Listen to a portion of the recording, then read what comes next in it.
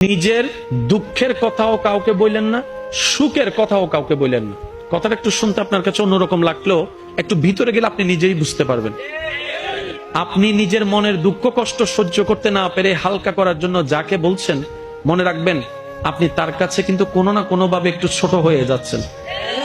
এমনও হতে পারে আপনার দুঃখের সে কথাগুলা আপনার সামনে অভিনয় করে যে আপনাকে বুঝ দিয়েছে, সে পিছনে আপনার সেই দুঃখের কথা নিয়ে হাসি ঠাট্টা করতেও দ্বিধাবোধ করে না, এমন অনেক মানুষ আছে। আপনি যাকে দুঃখের কথা বলে মনকে হালকা করার চেষ্টা করছেন, আপনার দুঃখের কথার সে দুঃখটা সে বুঝবে না, কারণ তার সাথে তো সেটা ঘটেনি। সেজন্য আপনাকে 3 মাস 4 মাস 3 বছর পরও হয়তো আঙ্গুল তুলে দেখাই দিতে পারে, সেই কথাটার কথা দিয়ে খোঁটা দিতে পারে। কথা বলেন ঠিক কিনা? দুঃখের কথাও মানুষকে বলে শান্তি নেই। এবার আপনি বলবেন ভাইয়া সুখের কথা কেন বলবো না? আমি বলি কি ভাই, দুঃখের কথা শোনালে যেরকম মানুষ দাম দেয় না, সুখের কথা শোনালে মানুষ বদনজর লাগাইয়া সেটাও নষ্ট করে দেয়। কথা বলেন ঠিক কিনা? সেজন্য আমি বলার চেষ্টা করি, যখন বেশি দুঃখ হবে অন্তর বেশি ব্যথিত হবে, অন্তরে প্রচুর পরিমাণ কষ্ট হবে, কোনো প্রকার চিন্তা করা ছাড়া, কারো সাথে আলাপ আলোচনা করা ছাড়া যাই নামাজটা বিছান, রবের দরবারে সিজদায় চলে যান। সুবহানাল্লাহ।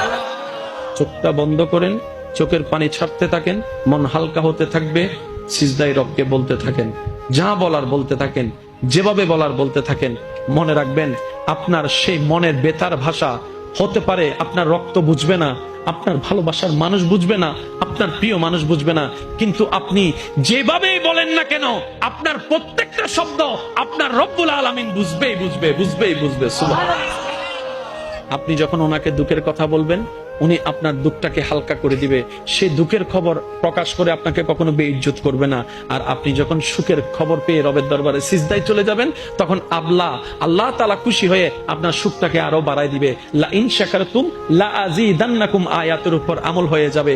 আপনি শুকরিয়া করতে থাকবেন, সুখটাকে বাড়তে থাকবেন, সুখের কথা বলতে থাকবেন, রব্বুল আলামিন দেখে দেখে আপনার সুখও বাড়ায় দিবে, শান্তিও বাড়ায় দিবে। বলেন না সুবহানাল্লাহ।